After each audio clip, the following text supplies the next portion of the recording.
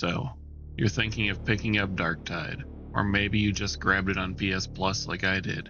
You're looking at these guys and wondering, who are they? Or if these guys are worth your money. Today, I'll help you make that decision. We'll briefly go over each class and then move on to stuff the game forgets to teach you, like how to read your UI, what all these items do, and finally, a breakdown of some of the stats so you can find your own playstyle.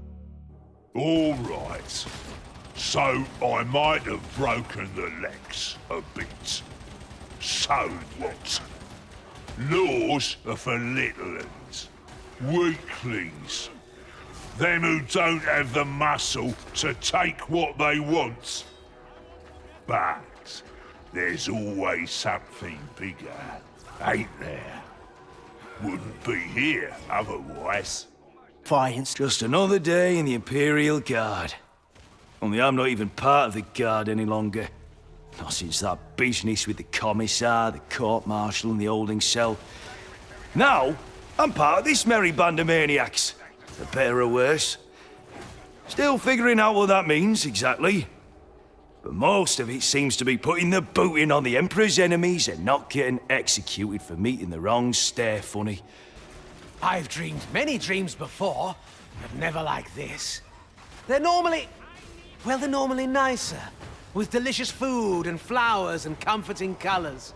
Oh, and songs to warm the heart and lighten the soul. I like songs, but there isn't any music in this dream. Everything's loud and angry and has sharp teeth. My beloved insisted I am not to worry, that the dream and everything within it will unfold precisely as it should. I'm sure it will. Life without faith is mere existence beneath the all-consuming shadow of heresy, without so much as a candle to hold that darkness at bay. It is the fate of some to pass from this life as mere kindling, whereas mine is to light the flame. And I see that I am needed in this place at this hour. For is it not said that if 10,000 feckless souls burn in the flames of perdition to awaken the fervor of one righteous man, then the Emperor rejoices? Aye, it is.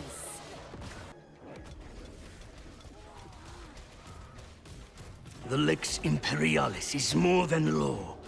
It is holy wisdom, handed from the Judge of Terror to Malcador, and from Malcador to us. It is not to be questioned or challenged, but enforced unflinchingly and without fear. By bringing the Lex to those that have it not, we bring order to the Imperium, and to the galaxy.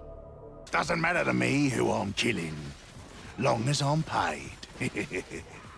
Nobles, Hive scum, enforcers, they all come to me because I'm the best. Because they wanted someone dead with no questions asked. That's how it works. Talent shines brightest in the dark. This world is falling, we are told. This one remains unconcerned. It matters only that enemies gather. All will weep. All will perish. There is no salvation for those who abhor the word of the machine god. So when you're in mission, you'll see your allies in the bottom left over here above your name. And then reading this, you can see what they have equipped, if they have grenades, what their ammunition status is, if they have any med kits or ammo crates, and then if they have stims. And then the colors change depending on if they're running low on ammo or if they're running low on grenades. So you know when you should drop a med kit or an ammo kit. Then you can also see their health bars and also their toughness gauge. Alright, and now we'll get into how to read your UI. In the bottom right, you'll see your grenades, your melee weapon, and your ranged weapon. Here are the indicators for how much ammo is in your magazine, along with how much ammo you have in reserve. When you reload, it empties your magazine and throws it into the total ammo and then refills Then you have your R1 ability. This character, it is currently a shout to increase your toughness gauge and refill it. And then in the bottom left, in the blue, you will have your toughness along with the characters in your party. And then below the toughness in the white is your health. The separated lines is how many times you can get downed before you get captured or killed. And then when you get captured, you will be rescuable by party members if they make it to you and help you get up from wherever you're at.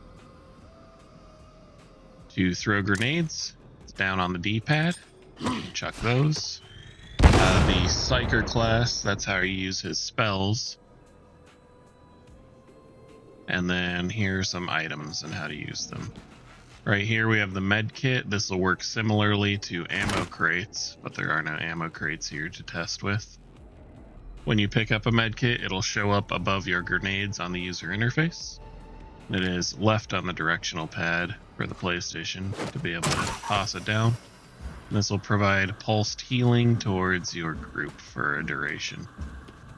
And then these are small ammo packs. They'll refill a little bit of your ammo.